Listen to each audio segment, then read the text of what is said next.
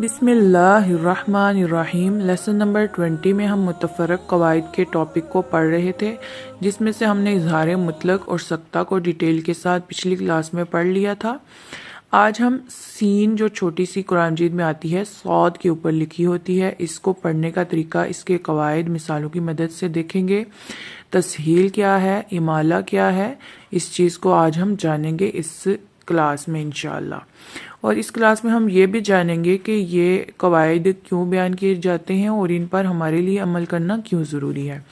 تو پہلا قاعدہ ہے سین کا، جو چھوٹی سی سین قرآن مجید میں آپ کو اکثر صاد کے اوپر نظر آئے گی۔ قرآن مجید میں 4 کلمات میں یہ سین آئی ہے۔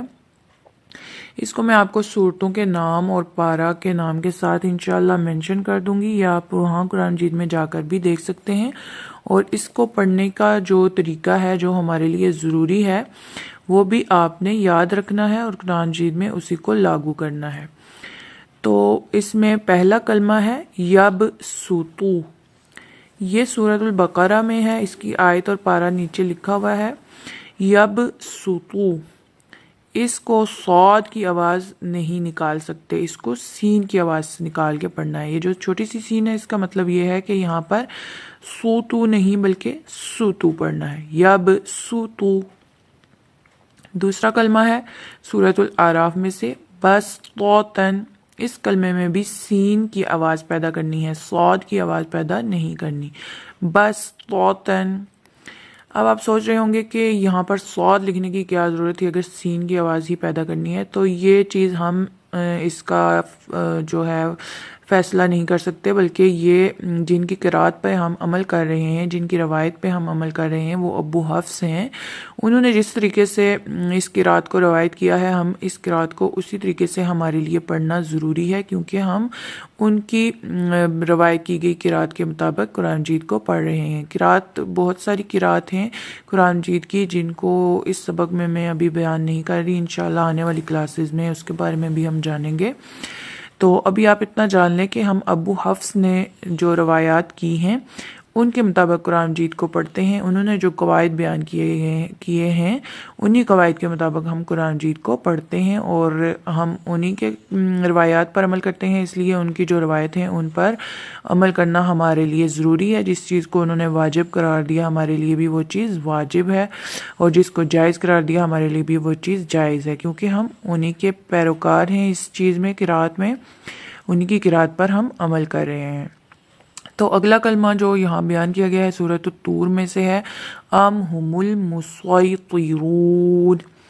اس کو صاد اور سین دونوں آوازوں کے ساتھ پڑھنا جائز ہے۔ ام ہم المسیطرون، ام ہم المسیطرون، ان دونوں آوازوں سے اس کو پڑھنا جائز ہے۔ آخری کلمہ ہے جو سورۃ الغاشیہ میں ہے، یہ بمسیطر۔ اس میں صرف صاد کی آواز پیدا کرنی ہے، اس میں سین کی آواز پیدا نہیں کر سکتے، صرف اور صرف صاد کی آواز پیدا کرنی ہے۔ ان 4 کلمات میں سے اگر آپ یہ آخری کلمہ یاد رکھ لیتے ہیں سورۃ الغاشیہ میں سے، اور یاد رکھ لیتے ہیں کہ اس میں صاد کی آواز ہی پیدا کرنی ہے، اگرچہ اس کے اوپر چھوٹی سی سین بنی ہوئی ہے، اور اس کے علاوہ باقی جو 3 کلمے قرآن مجید میں آئیں گے ان میں ہم سین کی آواز پیدا کر سکتے ہیں۔ تیسرے نمبر والا جیسے ہم نے پڑھا اس میں ہم سین اور صاد دونوں پڑھ سکتے ہیں، تو ہم بس یہ ٹرک کے طور پہ یاد رکھ لیتے ہیں کہ بمسیطر، اس میں صاد کی آواز پیدا کرنی ہے، اور باقی جہاں بھی چھوٹا سا سین آئے گی وہاں پر سین کی ہی آواز پیدا کرنی ہے۔ تو یہ ایک چھوٹی سی ٹرک تھی جس کی مدد سے آپ ان کلمات کو یاد رکھ سکتے ہیں، ان کو پڑھنے کا طریقہ یاد رکھ سکتے ہیں آسانی کے ساتھ۔ اگلا قاعدہ ہے تسہیل۔ تسہیل کے معنی ہے نرمی کرنا، یعنی دوسرے حمزہ کو نرمی کے ساتھ پڑھنا۔ قرآن پاک میں صرف ایک کلمے میں تسہیل واجب ہے، یہ بھی ابو حفص کی روایت کے مطابق ہے۔ وہ کلمہ ہے اعجمی عربی۔ یہاں پر 2 حمزہ ہیں، ایک پہلا حمزہ حمزہ زبر آ، اور دوسرا حمزہ حمزہ عین زبر آ۔ یہاں پر جو دوسرا حمزہ ہے اس میں تسہیل واجب ہے، اس کو نرمی کے ساتھ ادا کیا جائے گا، اعجمی عربی، اس طرح سے۔ اگلا قاعدہ ہے امالہ۔ امالہ کا مطلب ہے زبر کو زیر کی طرف اور الف کو یا کی طرف مائل کر کے پڑھنا۔ امالہ کو اردو کے لفظ قطرے کی را کی طرح پڑھیں، یعنی ری نہیں بلکہ رے پڑھیں، جیسے اردو قاعدے میں رے، زے، یہ اس طرح جو ہے امالہ کر کے تمام حروف کو ادا کیا جاتا ہے۔ تو قرآن مجید میں صرف ایک کلمے میں امالہ کر سکتے ہیں، اس کے علاوہ قرآن مجید میں کہیں بھی امالہ نہیں کر سکتے۔ پرانے لوگوں کو جیسے آپ نے سنا ہوگا ہر چیز میں امالہ کر رہے ہوتے ہیں، مجہول طریقے سے پڑھ رہے ہوتے ہیں، وہ طریقہ صحیح نہیں، بلکہ معروف طریقے سے باقی قرآن مجید کو پڑھیں گے۔ یہ جو ایک کلمہ ہے اس میں امالہ کریں گے، وہ کلمہ ہے سورۃ الہود میں سے ہے، مجریہا۔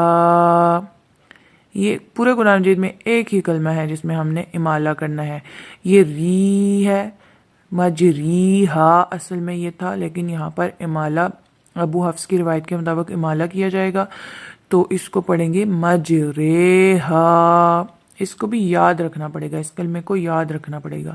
ابھی آپ اس کلاس میں انشاءاللہ یہ کلمہ آپ کو یاد ہو جائے گا، مجریہا، سورۃ الہود میں آئے گا یہ کلمہ مجریہا۔ اگلا جو قاعدہ ہے یہ اس کلمے کے بارے میں ہے کہ یہاں پر 2 الف لام سے پہلے اور لام کے بعد 2 الف آئے ہیں، لیکن جب ہم اس کلمے کو پڑھیں گے تو ان الف کو ہم حذف کر دیں گے، مطلب ان کو ہم نہیں پڑھیں گے بلکہ لام کے نیچے زیر لگا کر اس کلمے کو مکمل کریں گے۔ اس کلمے کو اس طرح سے پڑھیں گے، بئس الاسم الفسوق، بئس الاسم الفسوق۔ تو یہ جو چیزیں اس سبق میں متفرق قواعد بیان کیے گئے ہیں، ان میں زیادہ تر ایسے ہیں کہ ان کو آپ یعنی رٹا لگا کے ذہن میں ان کو بٹھانا پڑے گا اور یاد رکھنا پڑے گا کہ ان میں کون سے کلمے پہ کون سا قاعدہ لاگو ہو رہا ہے۔ باقی جو اس میں ٹرکس لگ سکتی تھی، جو ممکن تھی ٹرکس، وہ میں نے آپ کو بتا دی آسانی کے لیے۔